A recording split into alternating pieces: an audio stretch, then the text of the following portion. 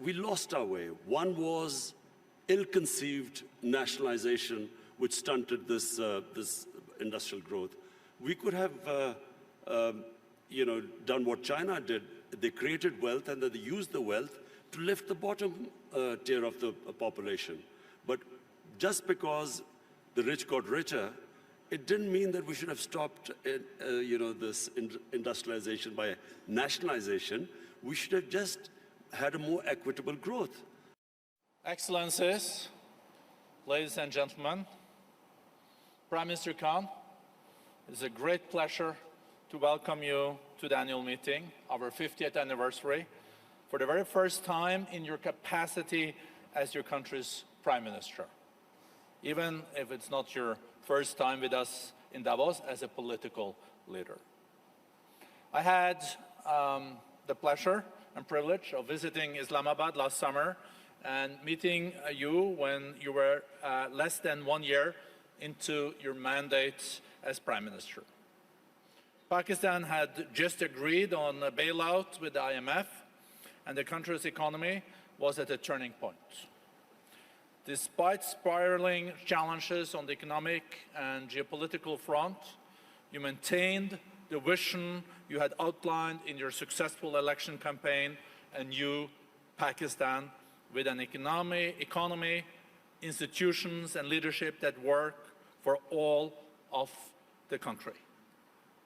Today, 6 months later, I believe you have a powerful story to tell the world, one in which a country in crisis has been able to pursue one of the most ambitious programs of social, economic, and institutional transformation I have witnessed. Instead of using the economic crisis to justify cutbacks, you used it to change the way the state collects taxes, the way it shelters its poor and invests in its youth and the environment, and to set new standards of integrity in public lives. Pakistan's ability to emerge from hardship stronger than before is the testament to the remarkable resilience of its peoples. Based on this, it is my great honor, Mr. Prime Minister, to welcome you here to the lectern. Thank you.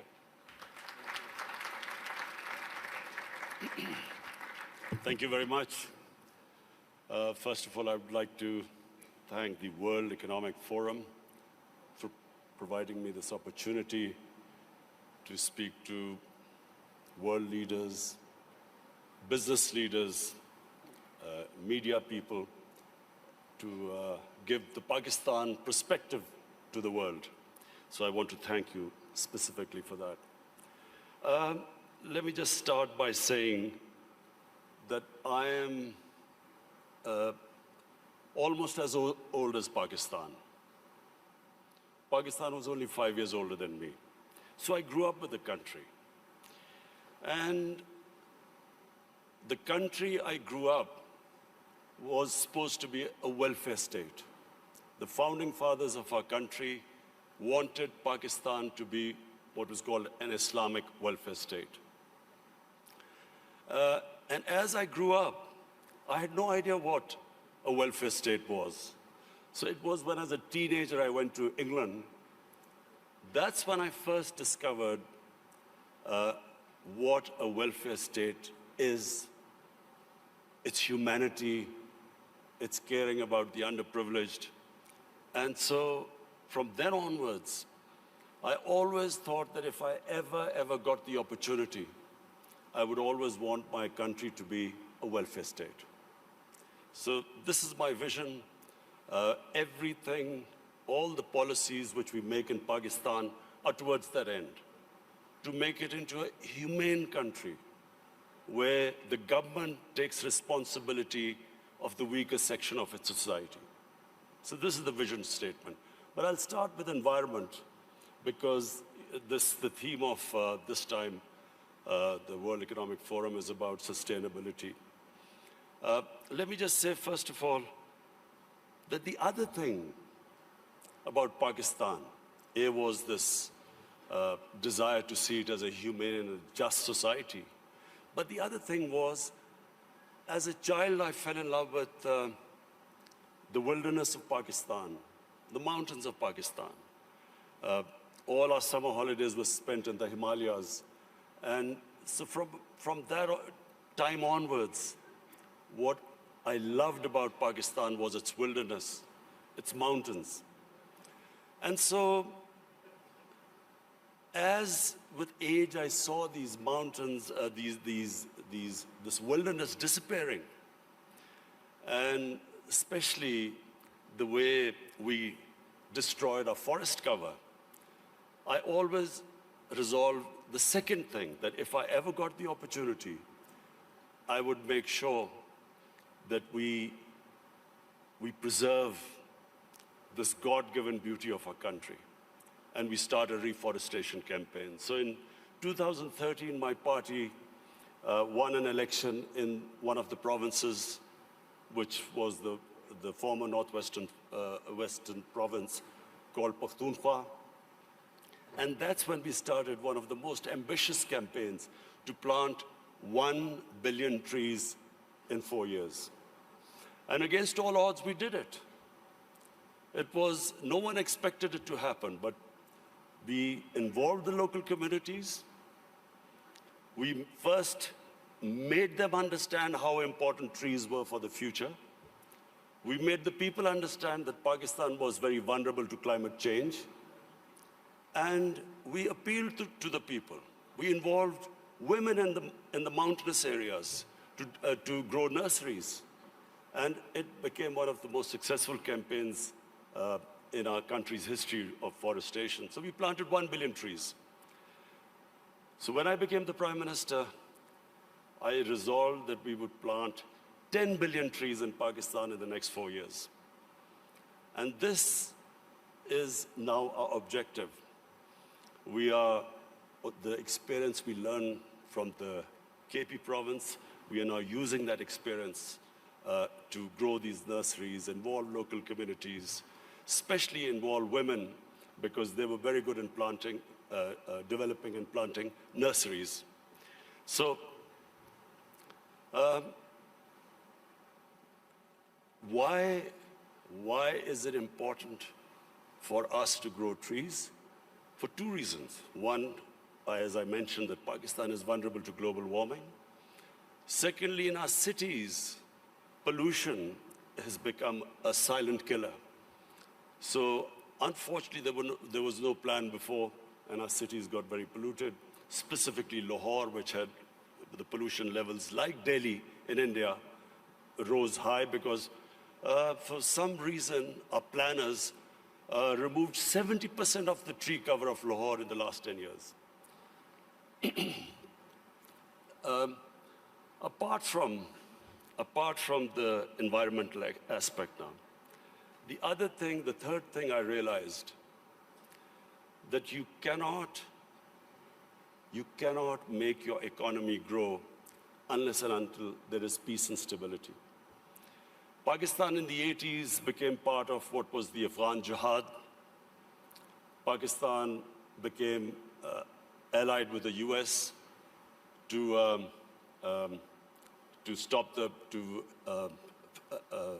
fight for the freedom in Afghanistan from the Soviets.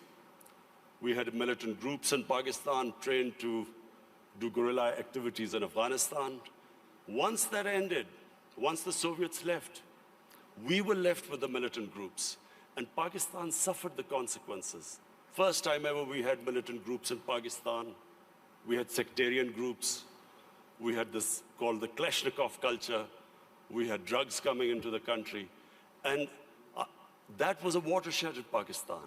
Things started going wrong and as I repeat, for economy, you need stability. You need peace and order. So if you have armed militias in your country, that became one of the impediments on economic growth. Come 9/11, we again joined the US in its war on terror. This time, the same militant groups that were created, Pakistan was required to disarm them. So again, we went through this process. 70,000 Pakistanis died in it. And of course, what was hit was economic growth. And then the image of Pakistan, a dangerous place in the world. So when I assumed power, I decided, my government decided that from now onwards, Pakistan will only partner another country in peace. We would not become part of any other conflict. We would not join any country in its conflict. And since then, we have played our part. We have tried to ease tensions between Saudi Arabia and Iran. I also tried to, between the United States and Iran, we tried to do our part, play our part in easing tensions. In Afghanistan, in the peace process now, Pakistan is partnering with the United States to get the Taliban to talk to the Afghanistan government. It is the nearest we are to some sort of a peaceful solution in Afghanistan. The third issue, economics. When my government came into power, as you mentioned, we inherited the worst economic crisis in our history. The biggest current account deficit, the biggest fiscal deficit, where almost reserves which would have lasted a month. Since then, I must pay tribute to my economic team. And of course, we took very tough decisions. I have been in public eye for 40 years, but the sort of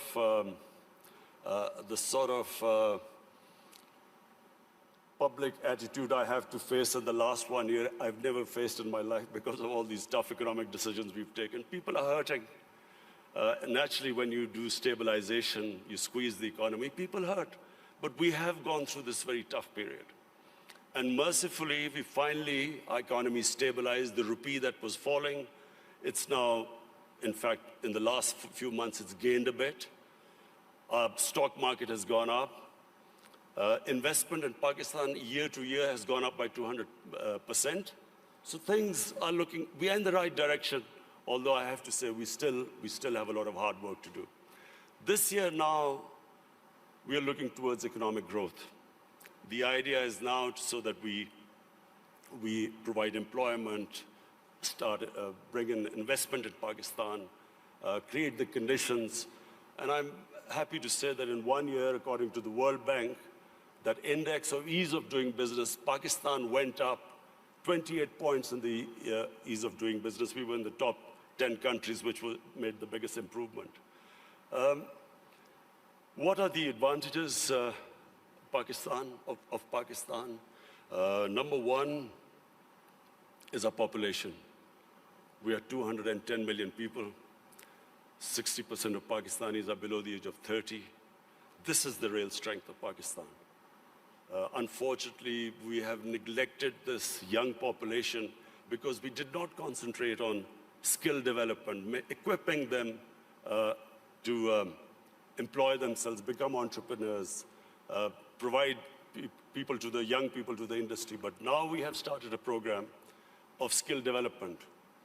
We have partnered World Economic Forum in this, this program of Skill Gap, and we have laid a huge amount of money for startups, young people, encouraging them to start their own businesses. This is the first time we've done apprenticeship. We are encouraging industries now to employ young people. So this is really a big source.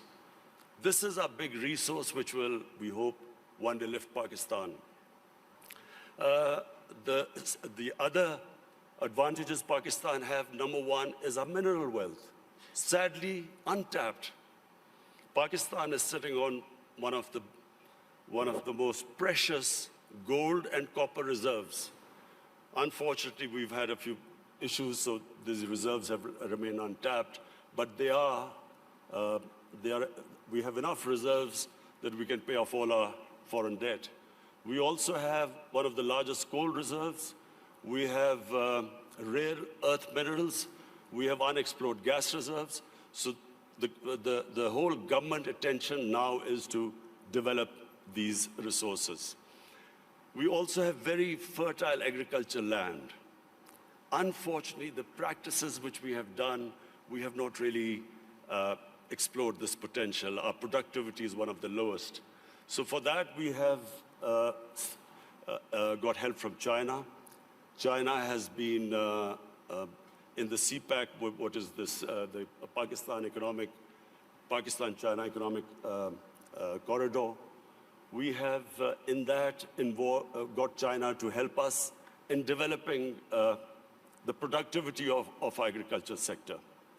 And this is, I think, one area where Pakistan can make strides very quickly, because we do have fertile land. Unfortunately, as I said, our productivity is very low. And finally, my vision of Pakistan stems from its strategic location. Pakistan is strategically placed, probably one of the most fortunate positions in the world.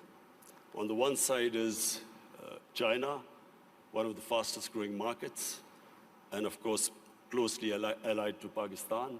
Then we have energy reserves in Central Asia. And the moment there's peace in Afghanistan, we then have access to all the markets in Central Asia. Then we have Iran, and hopefully, if things settle down, Iran also, the more we trade with Iran, both countries will benefit. The biggest neighbor, second biggest neighbor is India. Unfortunately and sadly, the situation between India and Pakistan is not what it should have been.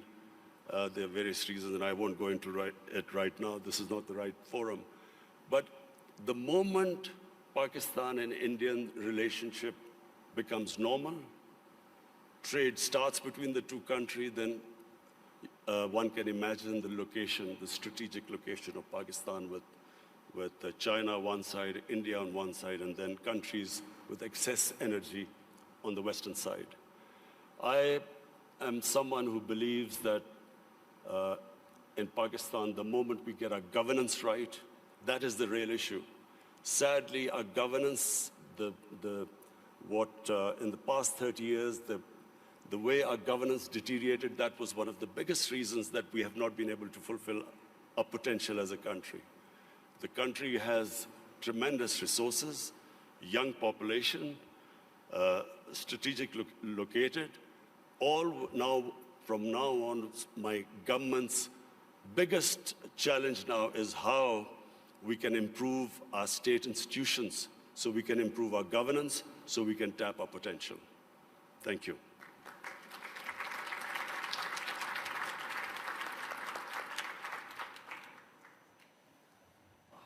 Thank you very much, Mr. Prime Minister. Thank you for sharing results and vision for your country. Also very impressive, without any manuscripts, so eloquent, laying out your visions. Last year, foreign direct investments to Pakistan increased with 70%. I guess this is also related to the fact that you alluded to in your speech that the security situation is much better. I think also the energy supply is much more predictable. So what is your interpretation of this increase in FDIs? Do you want more FDIs? And are you pretty sure that you're going to be able to keep the security situation at this level and also further develop and improve when it comes to predictability on the energy side? Well, you know, in 2019 was the safest year in Pakistan since 9/11. And when Pakistan participated in the US war on terror, the security situation deteriorated.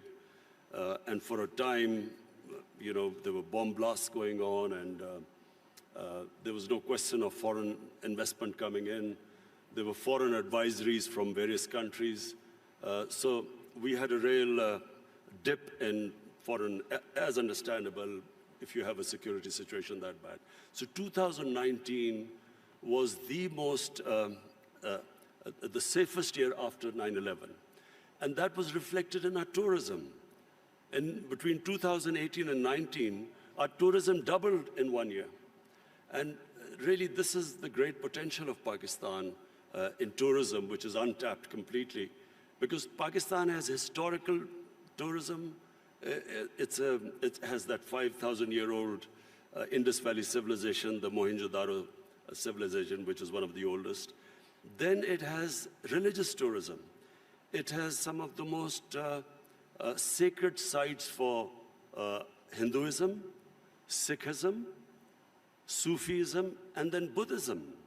There's some, the center of Buddhist civilization was the Gandhara, which is north of Pakistan. So we have religious tourism. And then the mountain tourism in Pakistan, almost half the peaks, over 24,000 feet, are in Pakistan. So it is untouched as yet, and our concentration for providing jobs to people and improving the growth rate is now on tourism.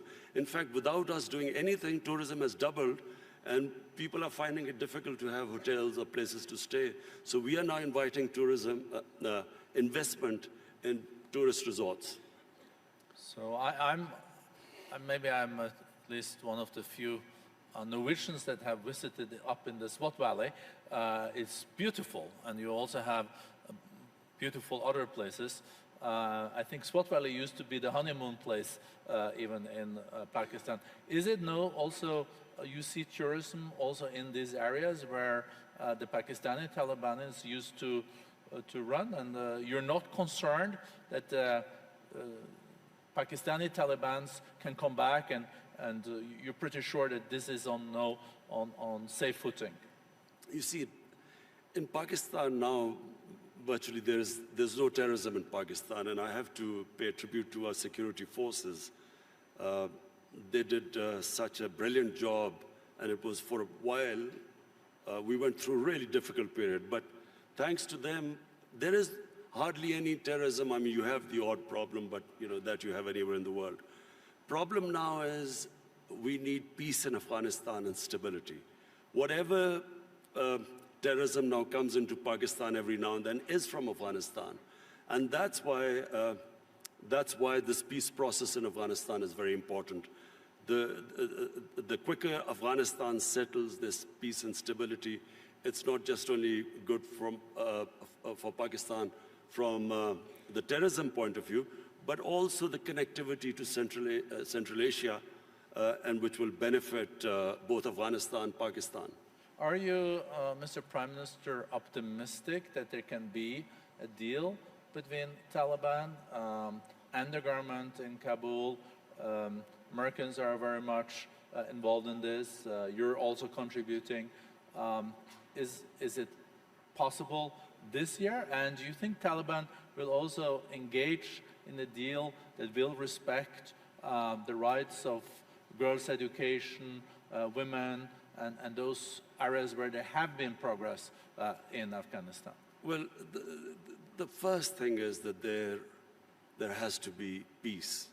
And that can only happen if Taliban and the Afghan government, they sit together and there's a political settlement. That has to be the first step. Just my view, I do not think that, the saying that you only cross the river once. What was in 2001 is not going to be now the case if and when Taliban and the Afghan government come together, because so much has happened since then. So I think it would be a completely different scenario. But the most important thing right now, and it's not going to be easy, but it is the only option, that the Taliban and the Afghan government sit together. Whenever that happens, it will have turbulence, but it is the only way forward. There is not, and there never was, a military solution in Afghanistan. Mr. Prime Minister, as you also alluded to and mentioned, you have also initiated initiatives to have Saudis and Iranians de-escalating and trying to establish dialogues. You are able, as a nation, to have pretty good relations, both Iran, Saudi Arabia, UAE, and other Gulf states. If you look at the escalation that we have seen lately, some people even talk about this Middle East being at an inflection point. and there is no way back, and there are those that are more optimistic that there will be a de-escalation. You will continue to contribute in that process, and how do you see that unfolding in the year to come after Americans killed General Soleimani and etc.? Is U.S. deterrence back in the region? Are you short-term, medium-term optimistic on de-escalation, or is this something that really keeps you up at night? Look, let me just, first of all, make a statement. I do not understand why countries go to resolve the differences through military conflicts. Because whenever, and this is just in our lifetime we've seen this, the moment you start a military conflict, you don't know where it is going to go. You can start a conflict, you don't know when it will finish. And then it has unintended consequences.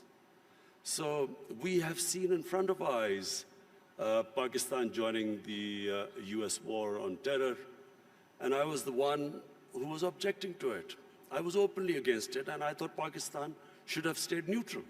It should not have become partisan, because Pakistan had nothing to do with 9/11. There were no Pakistanis involved. Al-Qaeda was in Afghanistan. And I remember then President Musharraf telling us, it's only a matter of a few weeks. So 70,000 people dead later, 10 years later, over $100 billion lost to the economy later, finally we realized we had made a mistake. And the US and Afghanistan, 18, 19 years of this war and $1 trillion down the drain. So I do not think this is a way to resolve issues. And the worst thing that could happen is if there's a conflict between Iran and the US and its allies, it'll be a disaster. It'll be a disaster for us, Pakistan, it'll be a disaster. It'll be a disaster for the developing world because the oil prices will shoot up. Already we are trying to barely manage our budgets and our current account situation. Suddenly everything will be offset. It'll cause poverty in the world. And God knows how long it will go on. So, we in Pakistan pray that this does not happen. We have tried our best. We've already talked to Saudi Arabia, Iran, the United States. I spoke to President Trump yesterday, and I told him that this would be a disaster for us if this war starts. Did he agree? He didn't say anything. You can share with us. It stay in this room. No, I'm serious. He didn't say anything. But I think I think he understood, because this would be, in my opinion, it'll be insanity, because just Afghanistan is still not resolved, and Iran would even be a bigger problem. Mr. Prime Minister, you also underlined, coming back to the more domestic opportunities and challenges in your country, this accelerator that we have agreed on skills and upskilling and reskilling between the World Economic Forum and Pakistan. I think there is a huge potential. I think the youth bulge, the youth of Pakistan is a huge opportunity. How important do you think education is in this context, and how do you look at the national curriculum and the madrasas and the importance of teaching world-class math and sciences? The tragedy of my country, because as I said, I grew up with my country, and in the 60s, Pakistan was the most exciting thing happening in Asia. It was the fastest growing country. We were moving fastest towards industrialization, our universities. I think your GDP was even higher than India's per capita, wasn't it? It's certainly, our industrial production was more than the 4 Asian tigers put together: Indonesia, Malaysia, Thailand, and Philippines. So it was, the fastest growing country. And we lost our way. One was ill-conceived nationalization, which stunted this industrial growth. We could have done what China did. They created wealth, and then they used the wealth to lift the bottom tier of the population. But just because the rich got richer, it didn't mean that we should have stopped, this industrialization by nationalization. We should have just had a more equitable growth. But that was one where we went wrong. And secondly, we just did not pay enough attention to our education system. So we developed this 3-tier education system, English medium for an elite. Then there was Urdu medium, which was for the masses. And then there was Dini madrasas, 3 parallel systems going. So what my government is now trying to do is to synthesize the system, get the core issue, the core syllabus should be for the same for everyone. And give everyone equal opportunities. The education system actually created the differences, economic differences between people, because people could not go on to the higher class because they were not equipped by the education system. So this is what we are trying to do: change the flaws of education system by synthesizing it. Thank you very much, Prime Minister. I see the time is out. I would have liked to continue this conversation. I think we're all very impressed with the reform agenda. We're seeing economic growth is being back. We see that foreign direct investments are there. So thank you for sharing this with the community. Well, economic growth is still coming, hopefully this year. The economy is stabilized. The growth is the second thing. As I said, I've never been insulted so much. Not insulted is not the word, but lacerated by the media, the way the media has attacked me because of the stabilization program. But this now, 2020, is the year we want to lift our growth rate and provide jobs to our young people. And I think you can also rely on the Davos community when it comes to supporting your agenda for reforms in your country, so you get back growth and a more inclusive growth. Thank you so much, Mr. Prime Minister. Thank you.